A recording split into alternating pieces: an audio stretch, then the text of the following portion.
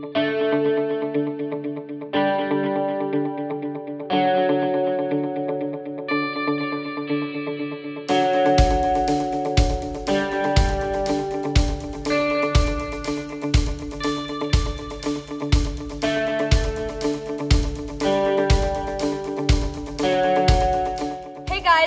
to the Cuse Quarter. We're going to start off. Syracuse is playing LSU this week, going down to Death Valley. LSU didn't have the best game against Mississippi State. Lost 37-7. What did you see? There was nothing there offensively. Darius Geis, nothing there on the run.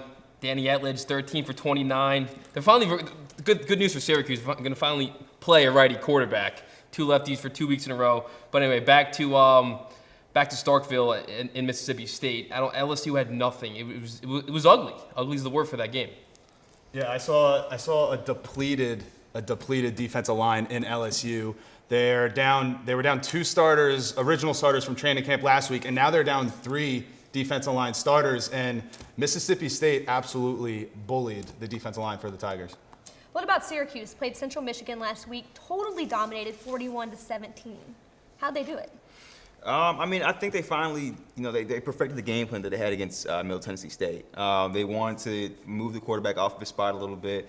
They created some turnovers, 2 interceptions, which was good to see. I like what Chris Frederick was doing. I like what Evan Foster managed to get back in the end zone. I think that pick 6 was a really big play for them. That was huge. Yeah, and Coach Babers even said so. That was probably the biggest play of the game.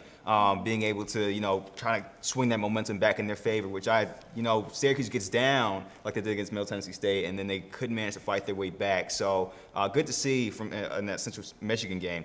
I like the offense. I like that they managed to run the ball a little bit, 300 yards. I'm still a little bit worried because without those large chunk plays, the Mo Neal 75-yard touchdown, the running back still struggled, and this offensive line still struggled. But heading into LSU, they're going to have a great game plan. They've already said we can't do what Mississippi State did. We don't have the left tackles. We don't have the running backs to run that type of game plan. So it's going to be up to Coach Babers and his staff to find a way to put his players in the best position to win this game, because otherwise it's going to be tough. Once again, Eric Dungy leading the team both in rushing and obviously passing. 19 for 35 on the completions, 279 passing yards, 2 touchdowns, 1 pick. He's great on the ground also. Once again, I think, if you correct me if I'm wrong, every game so far he has been the leading rusher for the Orange. Does that worry you guys? Yes and no. You know what? I think a big key for this LSU game, if you want to know if the Orange care to win this game, see how much they run Eric Dungy. Because Coach Babers talked about we're going to start running the ball with him. We're going to start actually calling plays for him so he doesn't take off. But if they're not doing that, you can tell they're trying to concede the loss and protect Dungy and try to get into ACC play, which I'm not against. If you want to go ahead and concede this loss, and most people assume you're going to lose anyway, but if you're a fan and you're thinking, okay, is this worth the watch? See how much they're running Eric Dungy and trying to establish themselves to run, because without him, Syracuse has no running game. If they want to give themselves a chance this week, they're going to have to run the ball. I think they're going to try to improve their running game this week too, especially with LSU's depleted defensive line that I said earlier in the show. But if Dungy does run the ball, you got to watch out for Arden Key, the LSU outside linebacker. He is coming back from a shoulder injury that he suffered. He's probably their best pass rusher. He's going to be an NFL drafted player next year. So if Dungy's going to want to roll out of the pocket, and he was very comfortable running out of the pocket last week. I mean, you saw him every time roll to the right. Okay, he finds Ish or Phillips on a comeback route, or he can run for a gain of 5 or 6. That's not going to be the case this week against LSU with their linebackers. But if they, like you said, if they do want to have a rushing game, this is the week to do it, because, granted, it is an SEC D-line, but it's not the D-line that LSU hoped they'd have coming into week 1 earlier in the season. They're definitely going to be put to the test this week. Heading down to Death Valley, an environment where LSU usually dominates. Julian, you were talking earlier about how the biggest game that you've played in is Clemson. Yeah. How important is it for them to go down to Death Valley and get that experience? When I came down to Clemson, my first time on the road, just embracing that atmosphere was incredible. Because back in Syracuse and even the road games that we did play, usually played in front of 40, maybe 50,000, 60,000 people, which is always fun. But Death Valley, that was just another experience for me as far as watching them coming down and touch the rock and the full packed stadium and the fans just going crazy before the game. The stadium was shaking, and it was just like, whoa. Is that intimidating at all, or does that kind of fire you up a little bit? No, it's not. It's not intimidating. It's just like, wow, this is awesome. And the best thing you can do as an athlete is just embrace that, and use that when you're on the field. Like this is something that most people never get to experience, and you have to give yourself a chance. You have to embrace it and just take in the moment and then live in it, because otherwise, if it overwhelms you, that's how you get beat 44-0 or something like that. So for this Syracuse team, I think going in should be a lot of fun. And I hope they have fun and try to do something that no one else is gonna ever be able to say they did but this team. So for them, just gotta embrace that moment and really enjoy it and hopefully do something special. I can tell you right now that loss to Mississippi State is going to fire up LSU. Tiger Stadium is going to be rocking. It's going to be rocking. That loss is. Syracuse wanted to see LSU beat Mississippi State. LSU is going to come out like a bunch of dogs, I tell you that, Saturday night. And you know what? We fire statistics at you guys a lot, but listen to this one. 48 games at home, they have not lost against a non-conference opponent. It worries me. At home, they have not lost to a non-conference game 48 times. Well, when you're slapping cupcakes around every year, I mean, that's how you get that record. I don't think that really means anything right now. I mean, great job by them, scheduling very well. Still a lot of ball games under those lights at Death Valley, for sure. I wish Syracuse would do something like that. Hey, if you're a Syracuse front office person right now, start scheduling more Colgates and people upstate. No more of this LSU stuff, all right? Keep your players safe. Care about your players. It's going to be a physical game. We got to keep Dungey safe. If he's going to leave the pocket, the sideline is going to be his best friend. He can't be taking these big hits. And for LSU, it doesn't get any easier on the road for them. They're at Florida, they're at Ole Miss, at Alabama, and at Tennessee. You talked about earlier, you don't see them losing 2 games in a row. Now, Ed Orgeron said that the players were back the next day, on Sunday. They're in the locker room watching film. So they're ready to come back and play Syracuse. And he also talked about the fact that Syracuse has a similar offense as Mississippi State, a team they just played. How is that going to be an advantage to Syracuse? I think the biggest thing, I honestly, it might be an advantage for LSU because now they have a little bit more experience playing against a spread offense and everything. I don't think that Syracuse has to use the ignorance of Orgeron, or however you say his name, because it's not the same offense. It's much faster. It uses a completely different route scheme, and it's the only thing that's similar about them is that they use 3 and 4 receiver sets. But it's outside. Spread and fast pace. Right. Yeah. Outside of that, though, I think Syracuse has a very different scheme, and there's a reason why only 3 coaches can have run it. It's hard to replicate and it's hard to understand and then copy. So if you didn't come from that Baylor coaching tree, then it's not the same. But for Syracuse, I think the biggest thing is you got to protect Dungey throughout this game. Even though LSU has a depleted defensive line, you still have to be able to keep your quarterback upright and be able to throw the ball down the field. It's going to be big for Steve Ishmael to have a huge game. He's had over 100 yards every week. He was, I think, leading the country in receptions. Am I wrong? For a large portion of the season, or at least up to this point. So what I want to see is Dungey be able to spread the ball around and keep this defense off balance, because if they don't have a running game and become one-dimensional, like I've said in weeks prior, it'll be a really long game for them. And I'm excited for this game. I'm excited for this team, and I really hope that they find a way to keep it close. But if they don't, man, it's going to be a tough one. I mean, it was a good thing that Syracuse finished off the game against Central Michigan, responsible for the last 5 scores of the game. So it was good to see that the offense is rolling a little bit. They finished off the game against Central Michigan on a good note. So the offense looked good. It's going to take a lot of heart, a lot of passion, and a good amount of skill to beat this Tiger team. But we'll see. It's going to be a fun game. It is. For the 3rd week in a row, I am challenging the front 7 of Syracuse's defense with Geis back. Now he's back in the starting lineup. He's playing. We just heard from LSU's Twitter. Yep, Darius Geis is playing this Saturday. LSU's Twitter announced it. LSU football's Twitter announced it. Less than an hour ago. Yeah, not too long ago. And we don't want to see a Leonard Fournette repeat of what happened 2 years ago. Julian, you're on that team. You rushed for over 200, just around 250 yards.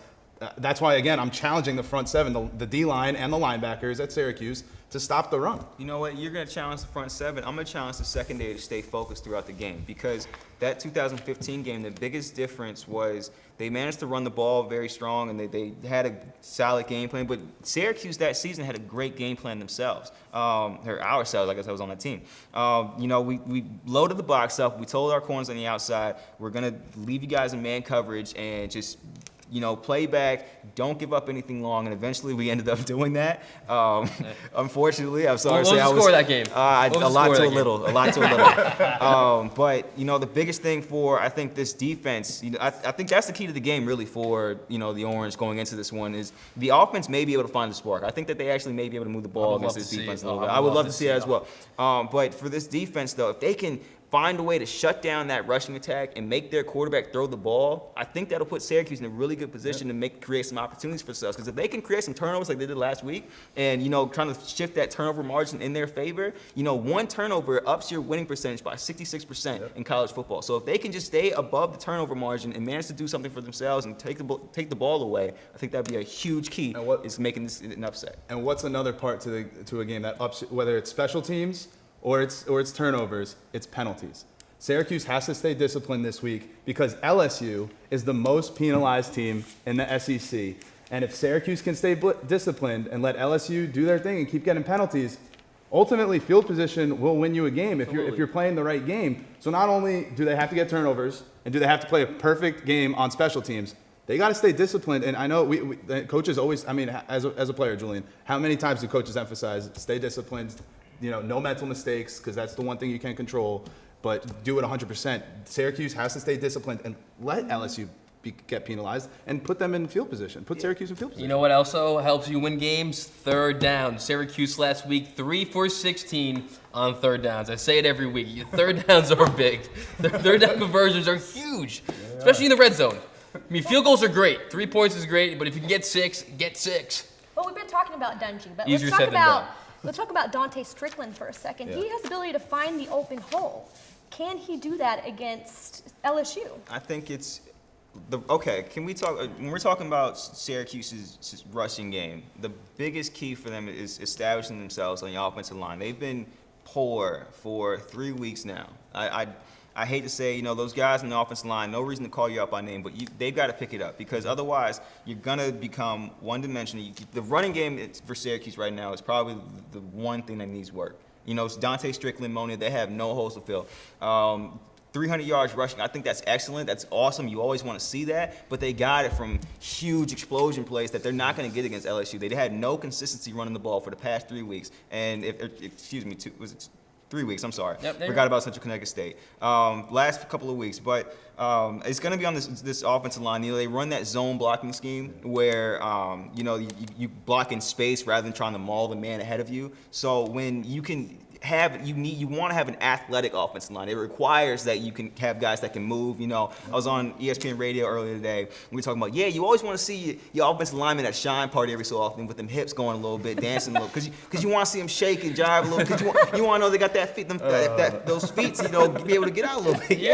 I hear you. Thank you. Yes, but you want to be able to make sure they can move a little bit. And so far, unfortunately, either A, they need to get out to a little bit more shine parties, or B, stay away from those shine parties because they haven't been moving very well on this offensive line right now, and they have not helped out Dungy or their running backs. And talking about the offensive line, a lot of times when it comes to personnel, and when LSU knows that Syracuse is probably going to run the ball, LSU will show a lot of odd front, which is good for the offensive line for Syracuse because that means their zone scheme can kind of help because it's odd on odd, and the running back can find an easier hole. Break down odd on odd real quick for us.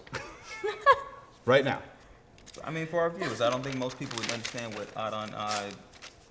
Anyway, So while you write I'll write it up. Okay, So while you write it down, let me just throw in. Do you think the short game is going to work for Cuse? Those short out plays, we have success with those plays in the past. How is LSU going to cover that? Cover a rushing game? No, the short passes. Syracuse likes the short ball. Right. Those out plays, the Strickland.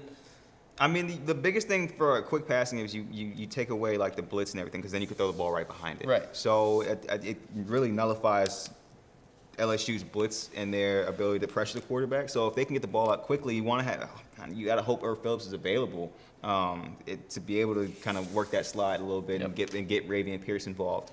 So if they can do that, it definitely pulls off the pressure on Dungy, which is excellent. And then it even helps open up the passing game a little bit.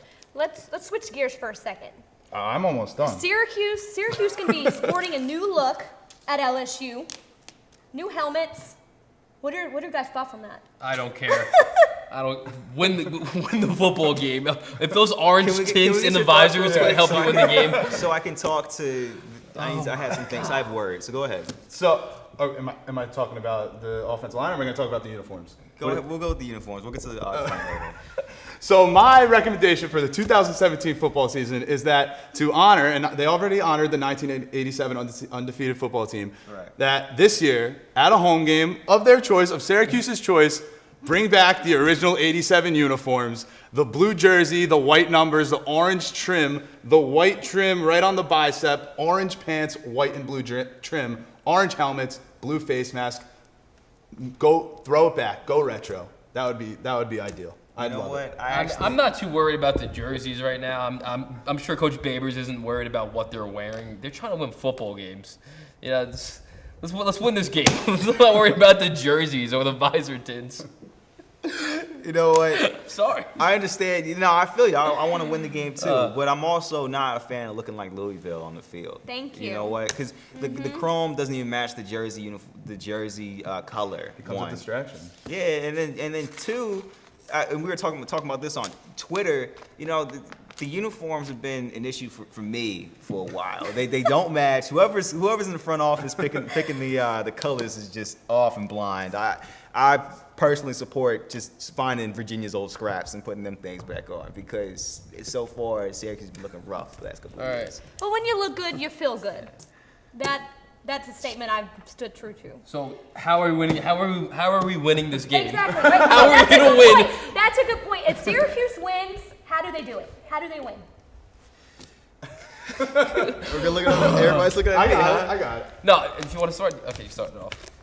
I mean, Been on me all day. Okay, I'm sorry. Sean Riley said earlier this week that he thinks they're going to pull it off and get the W. He can't say anything else. He can't say, yeah, we're going to lose. If Geis, that's not going to happen. if He didn't have to Geis, say anything at all. if Geis plays this entire game and his lower body injury does not affect him in this game, it's going to be trouble for the Orange. But if we can get Geis out early for whatever reason, that will totally help out Syracuse. I think Dungy can get it done. Okay, so he's saying injured guys. Who do you Please, have? no. No, Geis is support active. that. What do you got? He's active. For Syracuse to win this game, they need to play a complete football game, as they should every game to get a win, but not a lot of stupid penalties, no turnovers, win the special teams game, execute on third down like you were mentioning. Yep. They need to play a complete football game as well as stopping their run and getting past their speedy D-backs. 4 quarters. They need of to play football. a 4 very, quarters of and I know football. that's a broad answer, they need to play a perfect freaking football game to win this game. Okay, so I'm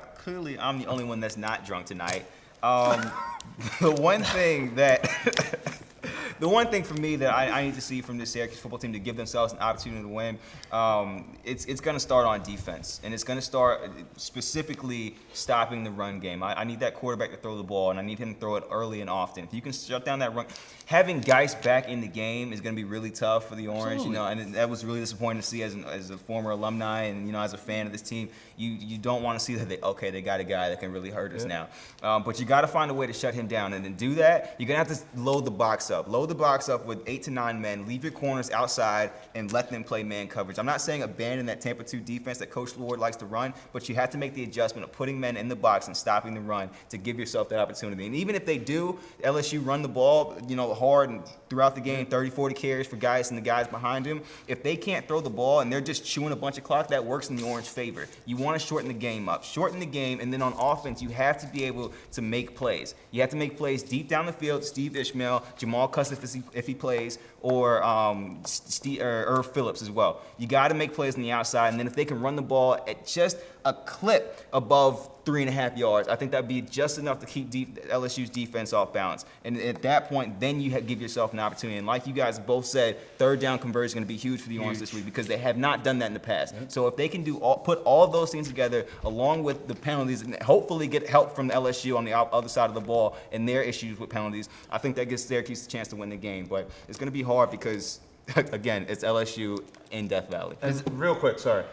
I also didn't like that, going off the uniform thing real quick, that they said prime time or bring the shine for prime time. They shouldn't let the moment get to them. Enjoy it, embrace the moment. But at the end of the day, it's a football game. Julian, it's the most beautiful sport on the world. We play and we love this game for a reason. They can't enjoy the moment and embrace it. I'm sure like you embrace playing at Yankee Stadium or against Clemson. You've embraced a lot of those big games. And yes, this is a big game on primetime, but at the end of the day, it's a football game. You got to just breathe in, breathe out, and do your job. I mean, and enjoy it and have fun, man. That's what it's all about, right? You're that one coach I always like to talk to before the game to make sure I feel Motivational good. speaker. Yeah, no, you got to. There's always that one coach that comes up like, "Hey, man, make sure that you realize that it is still a game." But that's a very good point, and you want to make sure that you are having fun and keeping it light because it is a game of football. You should enjoy it, should embrace and enjoy the college football experience. I agree with you. Can I just throw one thing in there? I think offensively, possession is key. If we can control the clock in this game,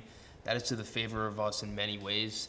That would be huge. I would love to see that. Convert on third downs, make those big plays, both in the air and on the ground. Control the clock, and that's huge for us.